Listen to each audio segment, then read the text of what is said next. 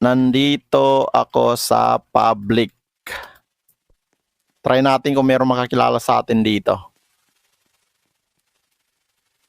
So ayun na nga mga boss, good day sa atin lahat, and today is another day na naman po tayo dito sa Grow a Garden. And kung makikita niyo mga boss, ito po yung minetod natin dati na paper. So ayan, napakalaki po niyan. And then gagawin natin dyan mga par is i-collect lang natin yan and i-reclaim lang muna natin itong ating plant.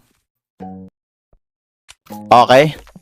And then ang gagawin natin dyan mga pre, kasi nga meron po nag-request ng Bone Blossom method. Okay? And yung iba gusto nila i-method natin is Candy Blossom. So ang problema po is wala po tayong Candy Blossom. Ayan o, kung makikita nyo.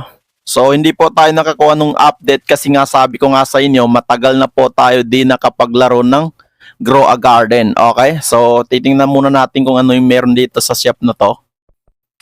Okay? So ganun pa rin katulad ng dati lang. And bago natin simulan yung method mga par is pupunta muna tayo dito sa Trading Plaza kasi nga maghahanap po tayo ng tao na makakakilala sa akin. And kung meron man po tayo makilala doon or makilala tayo is bibigyan natin siya ng Rainbow Dragonfly. Okay?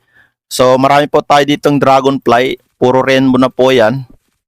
So titingnan natin kung may makakilala sa atin doon.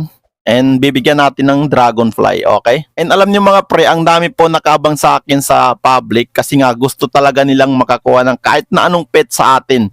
Pero yun nga, tulad ng sinabi ko, kung makita niyo po ako sa public or makilala niyo po ako is bibigyan ko po kayo ng pet. Okay, nandito na po tayo sa Trading Plaza mga par or Trading World. So, parang wala yata nakakakilala sa atin dito. And kung meron man is napakaswerte kasi nga makakakuha siya ng Dragonfly. Okay, Aurora. So yan po yung mga binibenta nila dito. May mga Dragonfly din dito na 76 token. May mga Peacock, ayan. Okay, Ruby Squid. Napaka-solid nitong Ruby Squid mga pre. Ang ganda ng passive niyan. So napakamura na ngayon, ayan oh. Dati kasi nasa 500 token yan nung bago pa yung event ng Ruby Squid. Okay, so ano yung malaki na to? Parang, uy, meron ditong dilo mga pre. RB Hats dilo. Yung RB Hats dilo natin mga pre dati, nabenta ko lang ng 3K.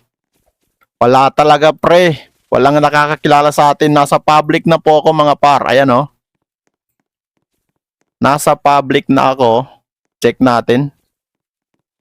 Mukhang di tayo nakikilala mga par. So siyempre ang gagawin natin dyan mga par is babalik po tayo sa private area and doon na lang tayo mag-method. Grabe, dami pa ng active oh. Ayan oh, 76k. And ayun na nga mga par, walang nakakilala sa atin sa public. And di ko alam kung bakit. Pero kahapon meron po nakakilala sa atin, dalawa sa followers natin. And ayun na nga, binigyan natin siya ng DF na rainbow. So binigyan natin siya ng Dragonfly and ang kagandahan nun is rainbow na po siya and siya na yung bahala kung ano yung gagawin niya doon. And ayun na nga mga par, since wala tayong nabigyan sa public, ang gagawin na lang natin is tuloy natin yung ating method. So mag-method tayo ng Bone Blossom. Okay. Lalapag ko lang po yung ating Bone Blossom tapos Echo Frog.